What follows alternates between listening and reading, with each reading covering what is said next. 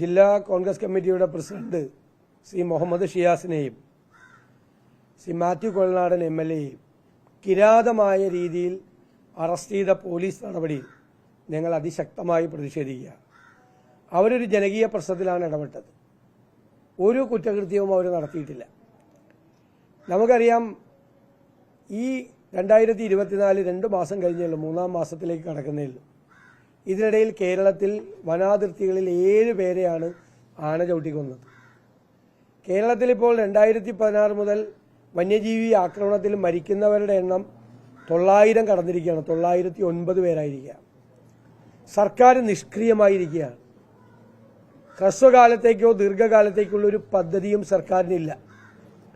48 കോടി രൂപ മാത്രമാണ് ഈ വർഷത്തെ ബജറ്റിൽ വെച്ചിരിക്കുന്നത്.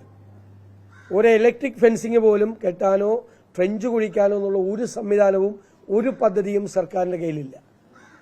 മനുഷ്യനും അവൻ്റെ സ്വത്തിനെയും വന്യജീവികളുടെ ദയാവായ്പിന് വേണ്ടി വിട്ടുകൊടുത്തിരിക്കുകയാണ്. അപ്പോൾ അവർക്ക് എന്ത് സംഭവിച്ചാലും സർക്കാരിന് ഒരു പ്രശ്നവുമില്ല. ഈ സർക്കാരിൻ്റെ നിസ്സംഗമായ വനം വകുപ്പിൻ്റെ ഈ ക്രൂരമായ നടപടിക്കെതിരായിട്ടുള്ള വൈകാരികമായ പ്രതിഷേധമാണ് വയനാട്ടിലും കോതമംഗലത്തും നടന്നത്. സ്വാഭാവികമായി നടന്ന പ്രതിഷേധമാണ്. ഇന്നലെ യഥാർത്ഥത്തിൽ മൃതദേഹത്തോട് അനാദരവ് കാണിച്ചത് പോലീസാണ് ബന്ധുക്കളുടെ പക്കൽ നിന്ന് ഈ മൃതശരീരം റോട്ടിലൂടെ വലിച്ചഴച്ച് ആംബുലൻസിൽ കയറ്റി കൊണ്ടുപോയത്. ഇന്നലെ DCC പ്രസിഡന്റിനെ അറസ്റ്റ് ചെയ്ത രീതി എന്താണ്? വലിയ കൊലപാതക കുറ്റത്തിലും വലിയ ക്രിമിനലുകളെ അറസ്റ്റ് ചെയ്യുന്ന രീതിയിലല്ലേ സമരം നടക്കുന്ന സ്ഥലത്ത് നിന്ന് പിടിച്ചുകൊണ്ടുപോയത്? എന്തു കുറ്റമാണ് ചെയ്തത്? എന്തിനാണ് DCC പ്രസിഡന്റിനെ 1.5 മണിക്കൂർ ജീപ്പിൽ കറക്കിയത്?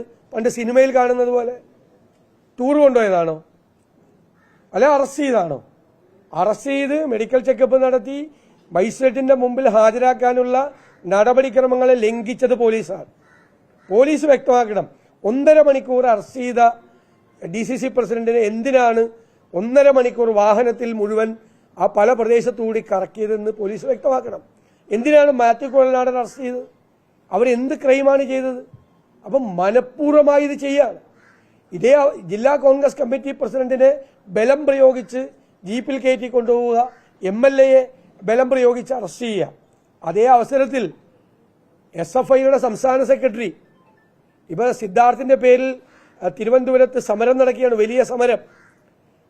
എറണാകുളത്ത് ലോ കോളേജ് ഹോസ്റ്റലിൽ KSU നേതാവിനെ തട്ടിക്കൊണ്ടുപോയി രാത്രി കട്ടിലിന്റെ കാലിൽ കെട്ടിയിട്ട് ക്രൂരമായി മർദ്ദിച്ച കേസിൽ, ജാമ്യമില്ലാത്ത കേസിൽ SFI സംസ്ഥാന സെക്രട്ടറിയെ അറസ്റ്റ് ചെയ്തിട്ടില്ല. ഈ പോലീസ് ക്രിമിനലിനെ അറസ്റ്റ് ചെയ്തിട്ടില്ല.